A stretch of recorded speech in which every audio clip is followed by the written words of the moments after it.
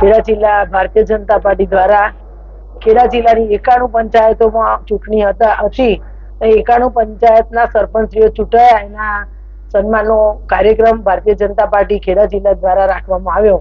એમાં ખેડા જિલ્લાના અમારા સાંસદ શ્રી, ધારાસભ્યશ્રીઓ, અમારા પ્રભારી શ્રી ઉપસ્થિત રહ્યા અને ખૂબ સારા વાતાવરણમાં ખેડા જિલ્લાના સરપંચીઓનો સન્માન સમારંભ અને ભારતીય જનતા પાર્ટીમાં ખૂબ વિશ્વાસ સાથે કામ કરવા માટે અમે પણ અપીલ કરી અને સરપંચીઓ પણ ઉત્સાહ બતાવ્યો.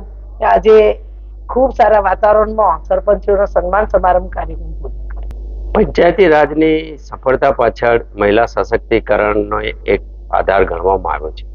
આપણે જાણીએ છીએ કે લોકપ્રતિનિધિ તરીકે મહિલાઓ હવે વિકસિત ભારતના સ્વપ્ન સાથે જ્યારે આપણે કામ કરીએ છીએ ત્યારે એવું એક પણ ક્ષેત્ર નથી કે જ્યાં મહિલાઓનું કન્ટ્રીબ્યુશન નથી. ચાહે અવકાશથી માંડીને નૌસેનાની વાત હોય, એરફોર્સની વાત હોય, અથવા તો એવું કોઈ એક ક્ષેત્ર આપણે શોધવું પડે કે જ્યાં મહિલાઓનું પોતાનું નોંધપાત્ર કન્ટ્રીબ્યુશન ના હોય.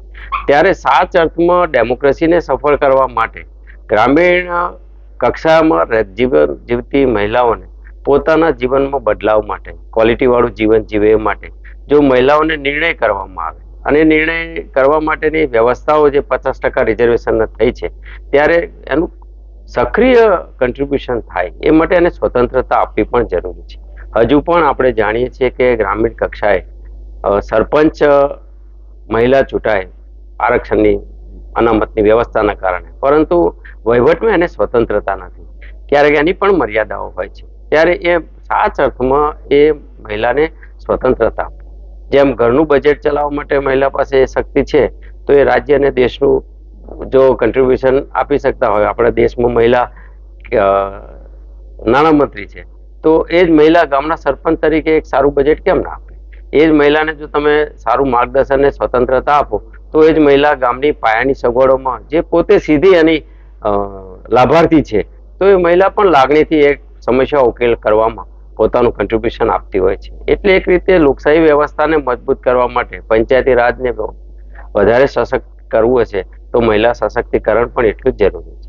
My school is one such future-ready school where I understand each and every concept taught in the class and don't rote learn, where teachers don't just use books and blackboard to teach but use new ways of teaching and learning like audiovisual learning, activity-based learning and group activities, which enhances my conceptual understanding. My school also teaches coding, which is an important 21st century skill. Not just that, I get an opportunity to showcase my skill on a national platform. And with all this, I acquire important skills that make me future ready and confident. Would you also like to know where is my future ready school? Visit now and see for yourself.